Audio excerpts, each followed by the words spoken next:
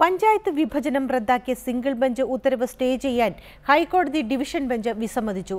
യഥാസമയം തെരഞ്ഞെടുപ്പ് നടത്തുക എന്ന ഭരണഘടനാ ബാധ്യത നിറവേറ്റാൻ കമ്മീഷന് എല്ലാ സ്വാതന്ത്ര്യവുമുണ്ടെന്ന് കോടതി വ്യക്തമാക്കി. സംസ്ഥാന സർക്കാർ തെരഞ്ഞെടുപ്പ് കമ്മീഷന് വേണ്ട സഹായങ്ങൾ ലഭ്യമാക്കണമെന്നും കോടതി നിർദ്ദേശിച്ചു. സർക്കാർ വാദങ്ങൾക്കേറ്റ കനത്ത തിരിച്ചടിയാണ് കോടതി ഉത്തരവ്. സിംഗിൾ ബെഞ്ച് വിധി സ്റ്റേ ചെയ്ത് തുടർ നടപടികളുമായി മുന്നോട്ടു പോകാൻ അനുവദിക്കണം. ഇതായിരുന്നു സർക്കാരിനു വേണ്ടി അഡ്വക്കേറ്റ് ജനറൽ KP ദണ്ഡപാണിയുടെ പ്രധാന വാദം. എന്നാൽ കോടതി ഇത് അംഗീകരിച്ചില്ല. സിംഗിൾ ബെഞ്ച് വിധി സ്റ്റേ ചെയ്യാൻ പ്രഥമദൃഷ്ട്യാ കാരണങ്ങളൊന്നുമില്ലെന്ന് ചീഫ് ജസ്റ്റിസ് അശോക് ഭൂഷണും ജസ്റ്റിസ് AM ഷഫീഖും ഉൾപ്പെട്ട ഡിവിഷൻ ബെഞ്ച് വ്യക്തമാക്കി. നിയമപ്രകാരം തെരഞ്ഞെടുപ്പ് നടത്തുക എന്നത് കമ്മീഷന്റെ ഭരണഘടനാപരമായ ചുമതലയാണ്. ആ ബാധ്യത തെരഞ്ഞെടുപ്പ് കമ്മീഷന് നിറവേറ്റാം. നവംബർ 1 പുതിയ ഭരണസമിതി ചുമതലയേൽക്കുന്ന നിലയിലായിരിക്കണം കമ്മീഷൻ പ്രവർത്തിക്കേണ്ടത്. 2010 പഞ്ചായത്ത് ഘടന അനുസരിച്ച് തെരഞ്ഞെടുപ്പ് നടത്താമെന്ന് കമ്മീഷൻ അറിയിച്ചിട്ടുള്ള കാര്യം കോടതി ഇടക്കാല ഉത്തരവിൽ ചൂണ്ടിക്കാട്ടിയിട്ടുണ്ട്. എന്നാൽ ഇക്കാര്യത്തിൽ അഭിപ്രായം പറയുന്നില്ലെന്നും ഡിവിഷൻ ബെഞ്ച് വ്യക്തമാക്കി.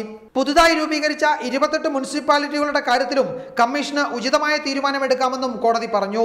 സംസ്ഥാന സർക്കാർ തെരഞ്ഞെടുപ്പ് കമ്മീഷന് എല്ലാ സഹായവും നൽകണമെന്നും കോടതി വ്യക്തമാക്കിയിട്ടുണ്ട്. സർക്കാർ നൽകിയ അപ്പീലിൽ സെപ്റ്റംബർ 3 അന്തിമവാദം തുടങ്ങും. ഫലത്തിൽ സർക്കാർ നിലപാടിന് കോടതിയിൽ കനത്ത തിരിച്ചടി നേരിട്ടു. തദ്ദേശ ഭരണ തെരഞ്ഞെടുപ്പ് നടത്തുന്ന കാര്യത്തിൽ കമ്മീഷന് പൂർണ്ണ സ്വാതന്ത്ര്യവും കോടതി നൽകി. തെരഞ്ഞെടുപ്പ് കമ്മീഷന്റെ ഭരണഘടനാപരമായ അധികാരത്തിൽ ഇടപെടില്ലെന്ന ചീഫ് ജസ്റ്റിസിന്റെ മുൻ നിലപാടാണ് ഉത്തരവിലും പ്രകടമാകുന്നത്. റിപ്പോർട്ടർ, കൊച്ചി.